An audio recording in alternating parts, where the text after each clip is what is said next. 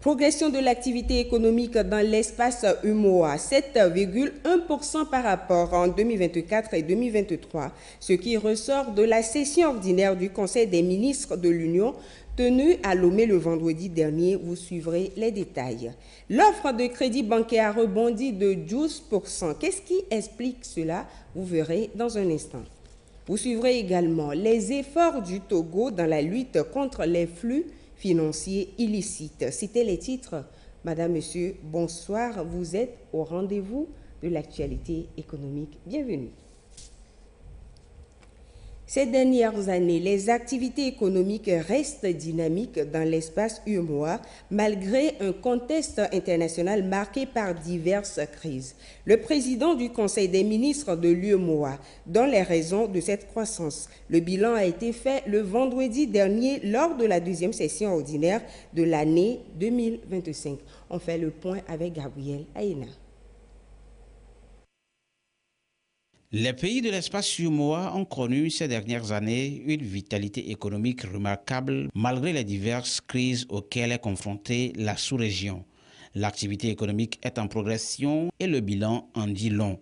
Les taux d'inflation et de croissance, les finances publiques, voilà entre autres indicateurs qui expliquent ce dynamisme économique de l'espace. Le point de ces avancées avec le président du Conseil des ministres de l'UEMOA, Adama Coulibaly. Il est ministre des Finances et du Budget de la République de Côte d'Ivoire. Au sein de notre zone, l'activité économique est toutefois restée dynamique. Le produit intérieur brut a augmenté de 7,1% en termes réels au premier trimestre 2025, après une hausse de 7,2% au quatrième trimestre de 2024. Pour l'ensemble de l'année 2025, le taux de croissance économique devrait atteindre 6,4% après 6,3% en 2024, sous l'impulsion de l'ensemble des secteurs d'activité, en particulier les secteurs manufacturiers et extractifs. À l'instar de la plupart des régions du monde, le taux d'inflation dans l'UEMOA est ressorti en baisse au premier trimestre 2025, passant de 2,9% à 2,3%. On note également une amélioration de l'offre de produits sur les marchés. D'après les prévisions, l'inflation devra se situer à 2,2% en 2025 contre 3,5% en 2024. Au niveau des finances publiques, le déficit budgétaire s'est atténué au premier semestre 2025 en s'établissant à 4,2% du PIB contre 5,1% sur la même période de l'année précédente. Cette évolution favorable a été soutenue par la poursuite des efforts de mobilisation de recettes fiscales et la maîtrise des dépenses par les États membres. Le solde global des échanges extérieurs s'est également redressé au cours de la récente période, porté par la hausse des prix des produits exportés et l'accroissement des ventes d'hydrocarbures à l'étranger. En outre, la mobilisation de ressources extérieures par les États membres s'est poursuivie, contribuant ainsi à améliorer la liquidité bancaire. Cette deuxième session ordinaire du Conseil des ministres de l'UEMOA a été l'occasion pour les ministres chefs des organes et institutions spécialisées de l'UEMOA de réfléchir et de définir de nouvelles orientations pour une meilleure intégration et le développement socio-économique des populations de l'espace. Cette croissance observée dans l'espace UEMOA est aussi le fruit d'une dynamique économique au niveau national, avec une hausse du crédit bancaire. En 2024, les financements bancaires au Togo ont progressé de 12%, atteignant 1094,7 milliards de francs CFA, marquant ainsi une reprise après une baisse en 2023. Cette évolution reflète une relance économique, une amélioration de la confiance entre les acteurs financiers et une dynamique de crédit favorable. Giovanna Frank Bedi et Ulrich Amega pour les précisions. En 2024, les financements accordés par les banques aux ménages et entreprises ont progressé de 12%, atteignant 1094,7 milliards francs CFA contre 977,3 milliards l'année précédente. Et c'est après une légère contraction en 2023. Une tendance qui témoigne d'une reprise de la dynamique économique et d'une amélioration de la confiance entre les acteurs du secteur financier. L'offre de crédit bancaire, qui représente les prêts octroyés pour soutenir la consommation, l'investissement ou encore la trésorerie des entreprises est un baromètre clé de l'activité économique. Son rebond en 2024 marque un retour à la croissance après une année de modération. Croissance irrégulière, trajectoire solide sur la période 2020-2024, l'évolution du crédit au Togo reste impressionnante. Plus de 75% de croissance en 5 ans, passant de 615,8 à 1094,7 milliards francs CFA. Cette progression a cependant connu des phases, en pic en 2022, 1265,9 milliards, suivi d'un repli en 2023 avant le redémarrage observé en 2024. Cette dynamique pourrait être portée par plusieurs leviers, une meilleure liquidité des banques, un regain de confiance du secteur privé, un accès facilité au refinancement ou encore des ajustements de la politique monétaire de la BCEAO favorable au crédit. Le Togo s'inscrit dans une tendance régionale positive. Dans l'ensemble de l'Union économique et monétaire ouest-africaine UEMOA, l'offre de crédit a progressé de 8,4%, atteignant 21,558,2 milliards francs CFA. Toutefois, des disparités subsistent.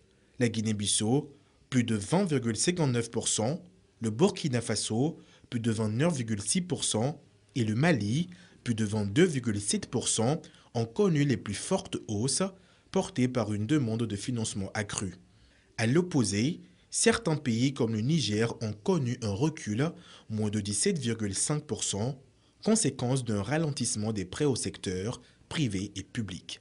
Pour le Togo, la reprise du crédit ouvre des perspectives intéressantes, notamment pour les PME et les jeunes porteurs de projets souvent confrontés à des barrières d'accès au financement. Cependant, cette embellie devra s'accompagner d'une gestion rigoureuse du risque bancaire pour éviter un excès d'endettement ou une dégradation de la qualité des portefeuilles. Et pour maintenir le cap, la lutte contre les flux financiers illicites est primordiale. Un fléau silencieux pour lequel l'Afrique perd des milliards chaque année, ce qui freine le développement du continent et nourrit les réseaux criminels. Le pays intensifie donc sa riposte à travers des réformes et une politique de tolérance zéro. Suivez donc le reportage de Ekwe Salah.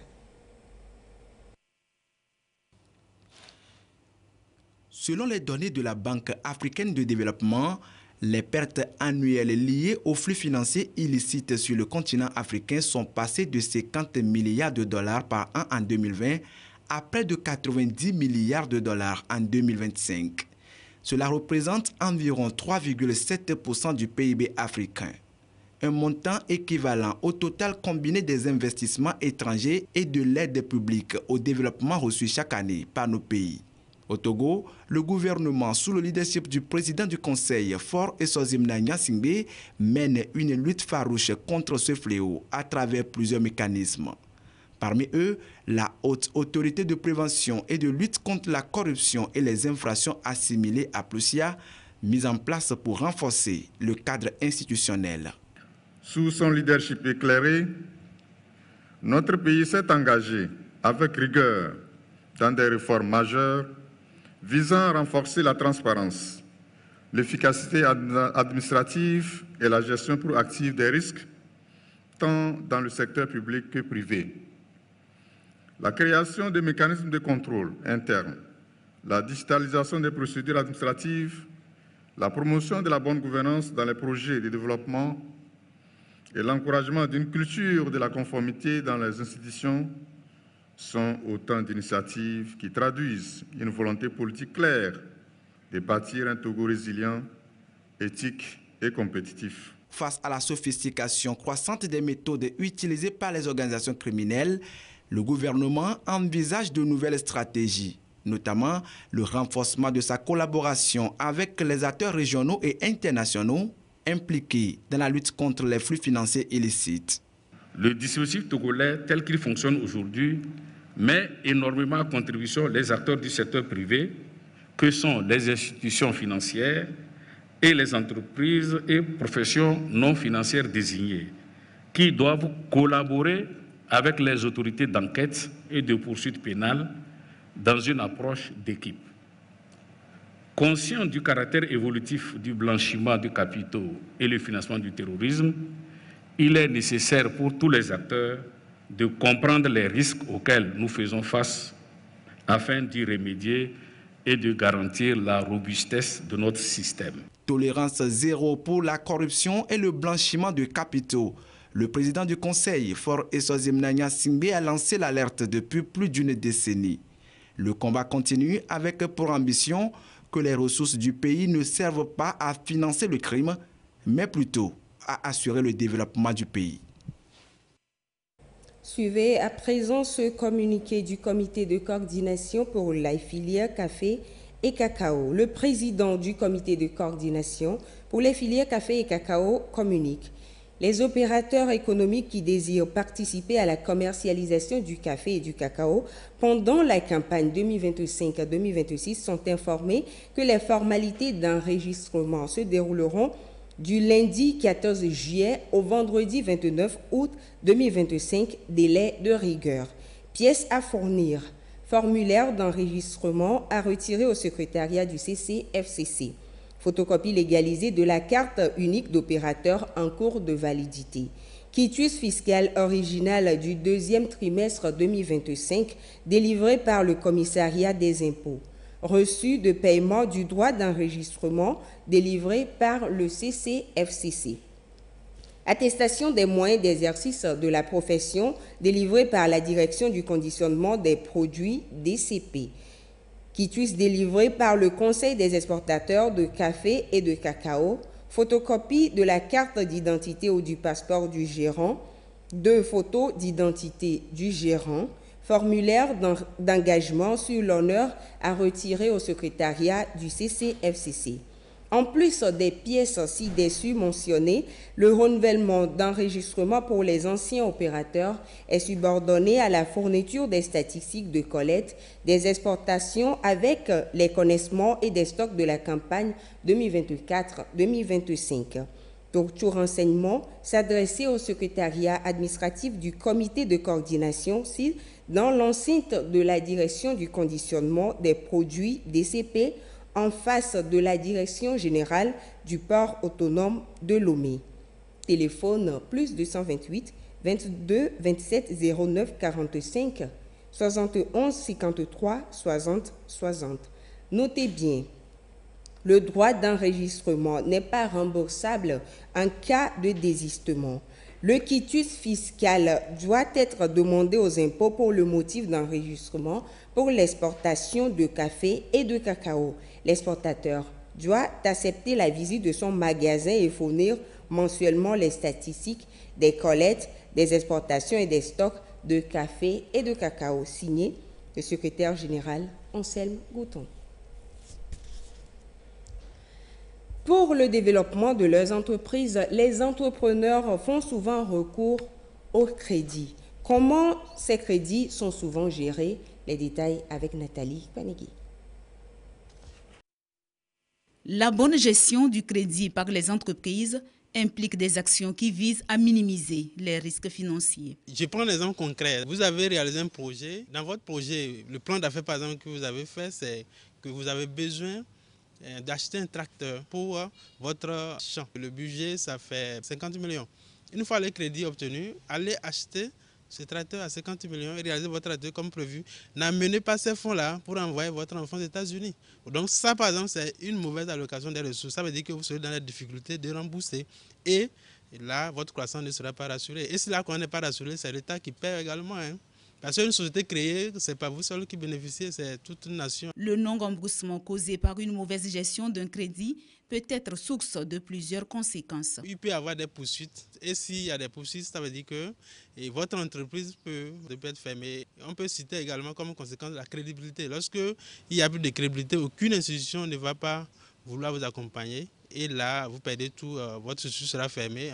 Si vous avez des employés, ils vont rentrer chez eux. Il y a donc un lien étroit entre crédit et stratégie financière. On est toujours dans notre exemple. Le tracteur que vous allez acquérir maintenant, et ça, c'est du financement. Donc, c'est-à-dire que vous vous êtes fait financer. Donc, ce financement, ce qui importe là, c'est que vous puissiez également faire vos activités champêtres comme prévu, afin de pouvoir vendre avoir suffisamment de trésorerie disponible pour pouvoir rembourser. Le constat qui est fait, c'est que lorsqu'ils commencent par vendre, ils pensent que c'est leur bénéfice. Tout de suite, il peut s'acheter une voiture, alors qu'il ne sait pas encore combien il a gagné. Peut-être qu'il est en train de perdre sans savoir. Le suivi rigoureux des échéances de remboursement, l'optimisation des coûts de crédit, la gestion des risques associés aux emprunts et l'ajustement des flux de trésorerie sont nécessaires pour la maîtrise d'une bonne gestion du crédit.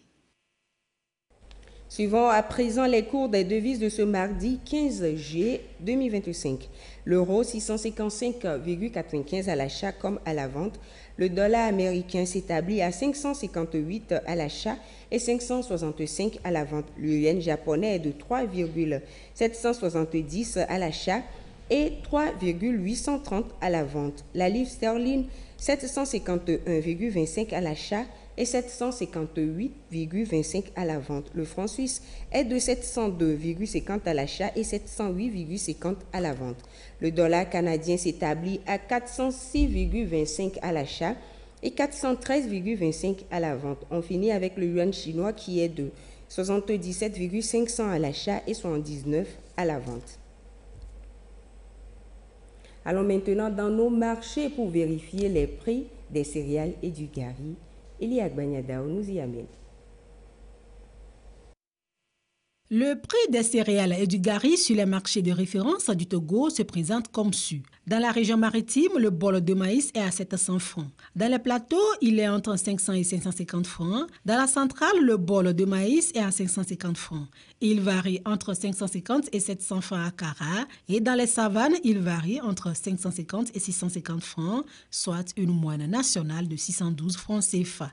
À présent, le prix du bol du sorgho. Il varie entre 900 et 1000 francs dans la maritime. Dans les plateaux, le bol du sorgho varie entre 650 et 700 francs. Dans la centrale, le bol de sorgho est entre 650 et 700 francs. Il est entre 750 et 900 francs dans la région de la Kara. Et dans les savanes, le bol de sorgho est entre 750 et 1000 francs avec une moyenne nationale de 793 francs CFA. Dans la région maritime, le bol du haricot est à 2200 francs. Dans les plateaux, il varie entre 1500 et 1600 francs. Il est à 2000 francs dans la centrale. Il varie entre 2200 et 2300 francs dans la Kara. Et dans la savane, le bol du haricot est entre 2000 et 2500 francs avec une moyenne nationale de 2085 francs CFA. Découvrons également le prix du bol du mil. Il est à 1200 francs dans la région maritime. Dans les plateaux, le bol du mil varie entre 1100 francs et 1500 francs. Dans la centrale, le bol du mil est à 1700 francs. Il varie entre 1100 francs et 1300 francs à Kara. Il est entre 1000 francs et 1250 francs dans la région des savanes avec une moyenne de 1262 francs CFA. Finissons avec le prix du bol du gari. Dans la région maritime, le bol du gari est à 1200 francs.